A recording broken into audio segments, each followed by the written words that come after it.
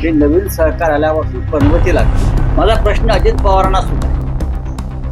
त्या जिल्ह्याचे पालकमंत्री सन्मान्य अजित पवार आहेत अनेक वर्ष, आणि आपण त्या जिल्ह्याचे पालकमंत्री असल्याबद्दल त्यांना गर्व आहे आणि अहंकार सुद्धा की मी आणि पुणे जिल्हा हे कोणी वेगळं करू शकत नाही. मग कालच्या दुर्घटनेची जबाबदारी अजितदादा पवार पालकमंत्री म्हणून आपण घेणार आहात का की झटकून टाकणार आहात?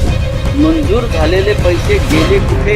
पैसे मंजूर झालेत ना, बाकी सगळ्या गोष्टींना पैसे मिळत आहेत, मतं विकत घ्यायला मिळत आहेत, पण 1-2 कोटीचा पूल गेल्या अनेक वर्षामध्ये पालकमंत्री उभा करू शकले नाहीत. पालकमंत्री अशा लहान सहान कामात झोपलेले असतात आणि मोठी बिल्डरांची कामं, मेट्रोची कामं, मोठ्या ठेकेदारांची कामं यात पालकमंत्री जागे असतात, बाकी झोपलेले असतात. काल जे बळी गेले त्याला जबाबदार कोण? महाराष्ट्रामध्ये हे नवीन सरकार आल्यापासून पनवती लागली. त्याच्यामुळे या सरकारला केंद्रात आणि महाराष्ट्रात पनवती सरकार म्हणायला हरकत नाही. पनवती सरकार सातत्यानं अपघात, घातपात, दहशतवादी हल्ले सुरू आहेत. ऑपरेशन सिंदूर झालं,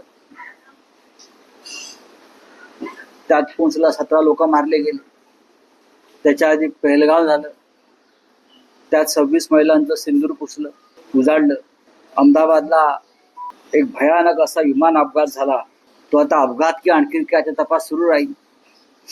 त्यातही महाराष्ट्राचे 15 ते 16 लोक मरण पावले. काल 2 दुर्घटना घडल्या. मालवणच्या राजकोट किल्ल्यावर छत्रपती शिवाजी महाराजांचा पुतळा जो नरेंद्र मोदींनी बसवला होता तो आधी कोसळला, त्यात भ्रष्टाचार झाला. त्यानंतर मोठ्या गाजावाजा करून सरकारनं, काही मंत्र्यांनी नवीन पुतळा बसवला. काल जे चित्र समोर आलंय, आता 1 महिन्यापूर्वी तुम्ही पुतळ्याचं उद्घाटन केलं आणि संपूर्ण पुतळ्याचा परिसर, चबुतरा, जमीन ज्याच्यावरती कोट्यावधी रुपये खर्च केले तो खचला. पहा तुम्ही चित्र, अत्यंत भयंकर चित्र आहे. समुद्रावर किल्ले यापूर्वी सुद्धा बसवलेले आहेत. गेटवे ऑफ इंडियाचा पुतळा शिवाजी महाराजांचा समुद्रातच आहे, जर आपण पाहिलं असेल, आणि त्या पुतळ्याला 60 वर्षापेक्षा जास्त काळ झाला. गेटवे ऑफ इंडियावरचा पुतळा.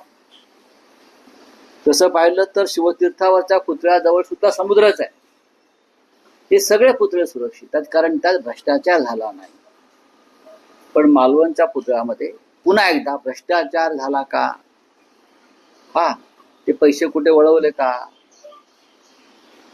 ही शंका लोकांना येते. त्यानंतर दुसरी अत्यंत दुर्दैवी आणि गंभीर घटना पुणे जिल्ह्यात की हा जो कुंडमळा भाग आहे मावळमधला, त्यातल्या इंद्रायणी नदीवरचा एक पूल कोसळला, वाहून गेला. जुना पूल होता आणि नक्की किती लोक मृत पावलेत याच्याविषयी खरा आकडा अद्याप बाहेर आलेला नाही. लोक वाहून गेले. त्या पुलावर 100 पेक्षा जास्त लोक, पर्यटक तिथे उपस्थित होते आणि तो पूल कोसळला आणि किमान 50 लोक वाहून गेले. काही लोक सापडले, काही लोकांना वाचवलं. 5 ते 6 मृतदेह मिळालेले आहेत. विकासाच्या गोष्टी करताना आपण, आमच्याशिवाय कोणी विकास करू शकत नाही. माझा प्रश्न अजित पवारांना सुद्धा आहे. त्या जिल्ह्याचे पालकमंत्री सन्मान्य अजित पवार आहेत अनेक वर्ष, आणि आपण त्या जिल्ह्याचे पालकमंत्री असल्याबद्दल त्यांना गर्व आहे आणि अहंकार सुद्धा आहे की मी आणि पुणे जिल्हा हे कोणी वेगळं करू शकत नाही. मग कालच्या दुर्घटनेची जबाबदारी अजितदादा पवार पालकमंत्री म्हणून आपण घेणार आहात का की झटकून टाकणार आहात? कारण तुम्हाला मी काल काहीतरी एक पाहिलं, एका पत्रकाराला दम देत होते, त्यांना सगळंच माहीत असतं. मग त्यांना हा पूल जुना झालाय आणि त्या ठिकाणी आपला आमदार आहे सुनील शेळके नावाचा, ज्याला घेऊन ते फिरत असतात, ज्याच्या निवडणुकीवरती कोट्यावधी रुपये खर्च झालेले, कोट्यावधी. पण 1-2 कोटीचा पूल गेल्या अनेक वर्षामध्ये पालकमंत्री उभा करू शकले नाहीत.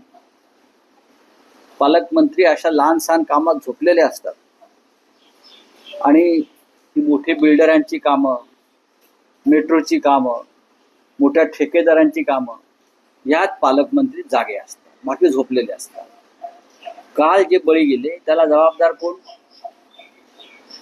जबाबदार कोण? हे अजितदादा पवारांनी सांगायला पाहिजे. आणि सरकार या बाबतीमध्ये किती गंभीर आहे. कागदावरती म्हणे हे पैसे मंजूर झालेत. किती? त्या पुलाच्या निर्मितीसाठी सरकारने पैसे मंजूर केले आहेत कागदावर. मग पूल का नाही झाला? पैसे गेले कुठे? मंजूर झालेले पैसे गेले कुठे? पैसे मंजूर झालेत ना. बाकी सगळ्या गोष्टींना पैसे मिळत आहेत. मतं विकत घ्यायला मिळत आहेत, आमदार खासदार विकत घ्यायला कोट्यवधी रुपये मिळत आहेत, निवडणुकीमध्ये मिळत आहेत, लाडक्या बहिणींची मतं विकत घ्यायला पैसे मिळत आहेत. पण काल 41 लोकांचे जे बळी गेले आणि एका पुलामुळे, तो पूल दुरुस्त करायला पैसे. मला एक फार इंटरेस्टिंग पत्र माझ्या समोर आहे. 11 जुलै 2024, रवींद्र चव्हाण, सार्वजनिक बांधकाम खात्याचे मंत्री, त्यांनी हे जे काम आहे